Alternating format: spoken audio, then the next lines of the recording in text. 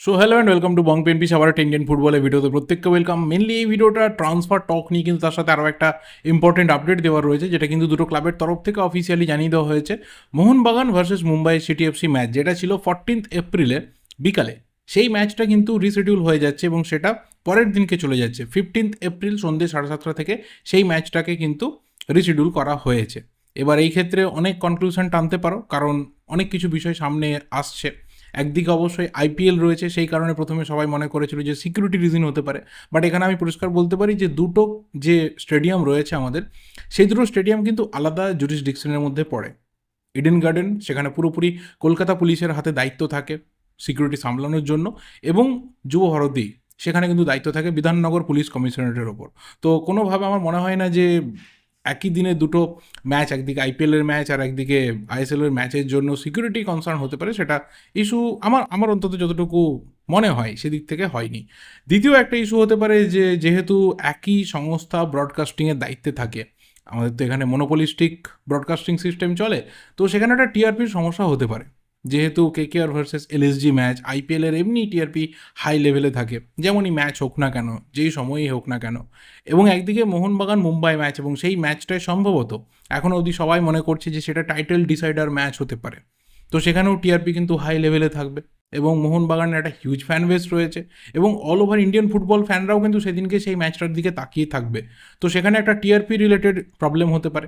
কিন্তু এর সাথে খেলনাও তারা একটা রিপোর্ট পাবলিশ করেছে, সেখানে তারা জানাচ্ছে যে যেহেতু সেই দিনকে বেঙ্গলি নিউ ইয়ার্স রয়েছে, মানে আমাদের নববর্ষের দিন রয়েছে, সেই কারণে মোহনবাগানের তরফ থেকে একটা রিকোয়েস্ট জানানো হয় এফএসডিএলকে, যাতে সেই দিনের ম্যাচটা এড়িয়ে পরের দিনকে ম্যাচটাকে দেওয়া হয়। এই ক্ষেত্রে দুটো টিমেরই প্রবলেম হওয়ার কথা না, কারণ তারা আরও একটা দিন এক্সট্রা পেয়ে গেল।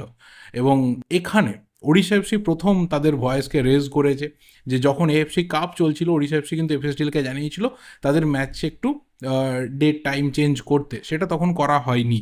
তো এখন করা হয়েছে, এখন সেটা ওড়িশা এফসির মনে হয়েছে যেটা আনফেয়ার অ্যাডভান্টেজ মোহনবাগান মুম্বাইকে দেওয়া হচ্ছে, এবং তার সাথে আরও কিছু ক্লাবস রয়েছে যারা মনে করছে যে না, এটা না হলেই ভালো হতে পারতো। কিন্তু এখানে আমার মনে হয় না যে কারোর খুব একটা কোনো এফেক্ট পড়বে বলে।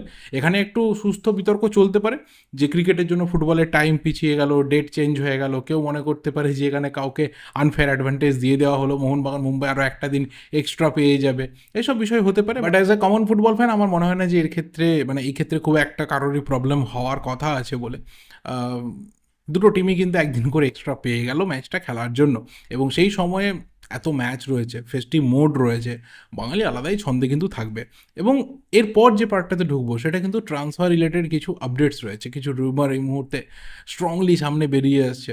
যতক্ষণ না কনফার্ম হচ্ছে কোনো কিছু, তখন তো রিউমার স্তরেই তাকে রাখতে হয়। এবং ইস্টবেঙ্গলের ক্ষেত্রে এই মুহূর্তে বেশ কিছু প্লেয়ারের কিন্তু নাম উঠছে, কিছু উড়ো নাম ভেসে বেড়াচ্ছে, কিছু স্ট্রং জায়গা থেকে ভালো আপডেট বেরিয়ে আসছে।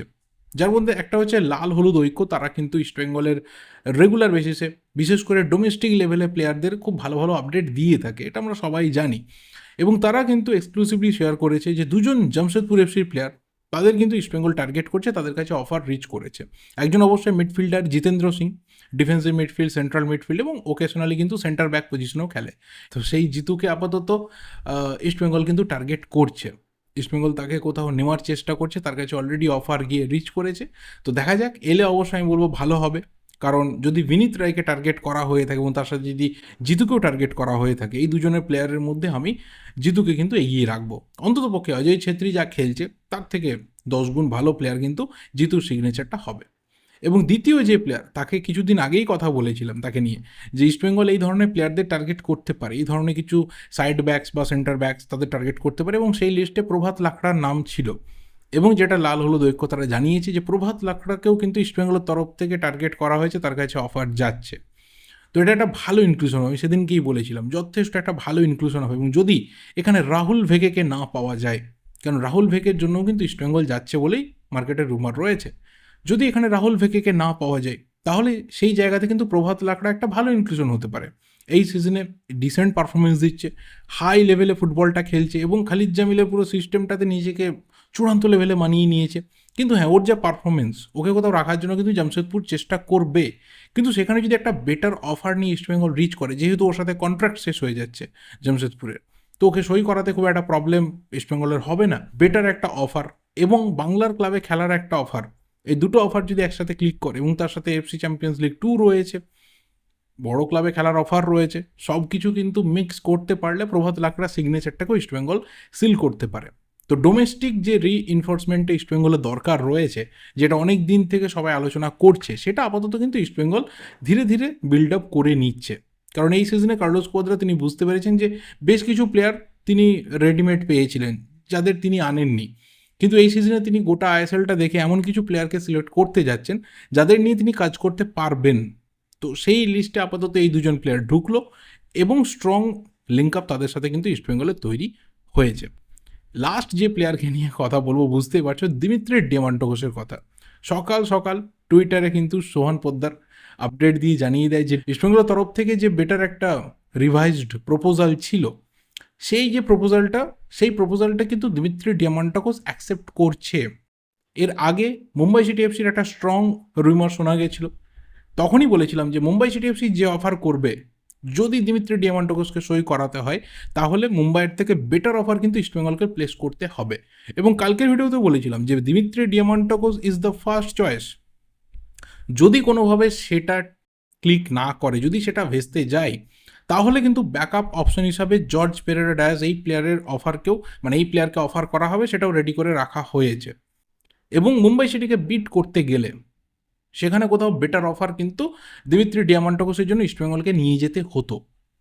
এবং অ্যাজ পার দ্য রিপোর্টস সেই অফার কিন্তু গিয়ে পৌঁছেছে এবং সেটা দিমিত্রি ডিয়ামান্টোকোস কিন্তু অ্যাকসেপ্ট করেছে। বাট এখানে দুটো জিনিস খেয়াল রাখতে হবে। এক নম্বর, সেটা হচ্ছে একটা এই ধরনের অফার অ্যাকসেপ্ট করা আর মোটামুটি প্লেয়ারটা ডিল ডান হয়ে যাওয়া সেম জিনিস না। দ্বিতীয় ব্যাপার হচ্ছে যে আপাতত ইস্টবেঙ্গলের যে রিভাইজড অফারটা রয়েছে সেটা হয়তো দিমিত্রি অ্যাকসেপ্ট করছে, বাট এমনও হতে পারে যে অন্য কোনো ক্লাবের হয়তো এর থেকে বেটার অফার গিয়ে রিচ করলো, তখন কিন্তু দিমিত্রি আবারও এই অফার থেকে মুখটা ফিরিয়ে নেবে। তো এই কারণেই বলি যে একটা প্লেয়ারকে নিতে গেলে, বিশেষ করে যখন সেই প্লেয়ারটা ফ্রি হয়ে যায় এবং মোটামুটি তার স্যালারি আস্কিংটাও আস্তে আস্তে বাড়তে থাকে, এজেন্টের একটা গেম চলে, তখন কিন্তু সেই জায়গাতে একটা ক্লাব যখন একটা প্লেয়ারকে সই করাতে যায় তখন অনেকটা সময় তার লেগে যায়। যদি এখানে প্রি কন্ট্রাক্টের পেপার রেডি হয়ে যায় বা তার সাথে সমস্ত রকম যে কন্ট্রাক্ট প্রপোজাল রয়েছে সব কিছু গিয়ে রিচ করে যায় এবং সেখানে আর অন্য কোনো ক্লাব এন্ট্রি না নেয়, তাহলে হয়তো আমরা একদিন আপডেট পেয়ে যাব যে দিমিত্রি ডিয়ামান্টোকোসের সাথেও ইস্টবেঙ্গলের একটা প্রি কন্ট্রাক্ট এই মুহূর্তে হয়ে গেল। এবং যেটা শোনা গেছিলো আগেই যে মোটামুটি তাকে 2 বছরের চুক্তি কিন্তু ধরানো হবে, কারণ এই সিজনে আপকামিং যে সিজনটা আসছে সেখানে ইস্টবেঙ্গল ম্যাক্সিমাম যে বিদেশিদেরকে নিয়ে আসতে চাইছে তাদের কিন্তু 2 বছরের কন্ট্রাক্ট দিচ্ছে। তো এখানে ম্যানেজমেন্টের একটা টার্গেট পরিষ্কার বোঝা যাচ্ছে যে কার্লোস কোয়াদ্রাতকে আরও 2টো সিজন অ্যাটলিস্ট ইস্টবেঙ্গল কিন্তু রাখতে যাচ্ছে। এটা তো আগে থেকে কনফার্ম ছিল যে মোটামুটি 2026 বা 27 অব্দি কার্লোস কোয়াদ্রাত ইস্টবেঙ্গলের সিস্টেমে থাকবে। লং টার্মে এবার ইস্টবেঙ্গল প্ল্যান করতে শুরু করেছে, তারা ফিল করছে ম্যানেজমেন্টকে নিয়ে এতদিন, মানে বিশেষ করে ইনভেস্টারদের নিয়ে এতদিন ইস্টবেঙ্গল সমর্থকরা খুশি ছিল না, বাট ইনভেস্টাররা কিন্তু এবার ফিল করতে শুরু করেছে যে যদি আমাকে কম্পিটিশনে টিকে থাকতে হয়, যদি আমাকে কম্পিটিশনের হাই লেভেলে গিয়ে বড় টিমগুলোকে বেগ দিতে হয়, তখন কিন্তু বাজেট আমাকে বাড়াতে হবে। কারণ তুমি যেমন গুড় ঢালবে ঠিক তেমনই তোমার মিষ্টি হবে। তো সেই জায়গাটা আপাতত ইমামি কর্তৃপক্ষ করছে, এটা হয়তো অনেক ইস্টবেঙ্গল সমর্থককে এই মুহূর্তে খুশি করবে, যেটা এতদিন ধরে ইস্টবেঙ্গল সমর্থকদের একটা চাহিদা ছিল যে বাজেটটা বাড়ুক, বাজেটটা বেড়ে একটা টিম ভালো তৈরি হোক, আদারওয়াইজ হাই লেভেলে কম্পিট করা ইস্টবেঙ্গল জার্সিতে সম্ভব না। কিছু ম্যাচ হয়তো ভালো হবে, নকআউট টুর্নামেন্টে হয়তো ভালো হবে, কিন্তু লিগ স্টেজে এরপর তো আরও একটা টিম বাড়ছে, মানে 24টা করে ম্যাচ হবে। 24টা ম্যাচে যদি তোমাকে ভালো খেলতে হয়, তোমাকে কিন্তু গোলকিপার থেকে ফরওয়ার্ড অবধি টপ প্লেয়ার নিয়ে আসতে হবেই। সেই রাস্তাটা আপাতত ইমামি কিন্তু তৈরি করছে এবং সেই কারণেই এই বড় বড় নামগুলো শোনা যাচ্ছে, যেটা আগে সিজন অবধি শোনা যাচ্ছিল না। অ্যাভারেজ বিদেশি, বিলো অ্যাভারেজ বিদেশি শোনা যাচ্ছিল, সই হচ্ছিল, সেখান থেকে তো ইস্টবেঙ্গল কিছুটা চেঞ্জ হচ্ছেই। দেখা যাক বাকি যা কিছু আরও রিএনফোর্সমেন্ট রয়েছে, রিবিল্ডিং রয়েছে, সেটা ইস্টবেঙ্গল কতটা ম্যাক্সিমাম লেভেলে গিয়ে কমপ্লিট করতে পারে। বাট দিমিত্রি ডিয়ামান্টোকোসের সিগনেচার যদি সিল হয়ে যায়, তাহলে এই সিজনের আরও একটা বিগেস্ট সিগনেচার কিন্তু ইস্টবেঙ্গল করে ফেলবে। কালকের ভিডিওতেই বলেছিলাম যে অ্যাটাকিং মিডফিল্ডে মাদি তালাল এবং ফরওয়ার্ডে এফসি চ্যাম্পিয়ন্স লিগ 2-তে ক্লেটন সিলভার সাথে Dimitri Diamantakos or Pereira Diaz, মানে বুঝতে পারছো যে কি লেথাল একটা ফরওয়ার্ড লাইন তৈরি হবে। তার সাথে দুটো উইংয়ে নান্দাওয়া মহেশের মতো প্লেয়ার রয়েছে, ব্যাকআপে বিষ্ণু বা সায়নদের মতো প্লেয়ার রয়েছে। তো একটা লেথাল ফরওয়ার্ড লাইন কিন্তু ইস্টবেঙ্গল আপাতত বিল্ড আপ করতে চাইছে মাঝমাঠটা অলমোস্ট সেট রয়েছে, দু একটা প্লেয়ার হয়তো ইনক্লুশন হলে মাঝমাঠটা আরও সেট হয়ে যাবে। ডিফেন্সে একটা বড় রকমের রিইনফোর্সমেন্ট কিন্তু দরকার রয়েছে, সেখানে সাইড ব্যাকস থেকে শুরু করে সেন্টার ব্যাকস অব্দি। দেখা যাক, ধীরে ধীরে ইস্টবেঙ্গল অন্ততপক্ষে ট্রান্সফার মার্কেটে একটা রিদিম পাচ্ছে, এটা দেখে অনেকদিন পর ভালো লাগছে। বাকিটা তোমাদের ওপিনিয়ন, তোমরা কিভাবে এই ট্রান্সফারগুলোকে দেখছো অবশ্যই কমেন্ট করে জানিও। দেখা হবে পরের ভিডিওতে। Till then subscribe the channel যদি নতুন হয়ে থাকো। Thank you and good bye.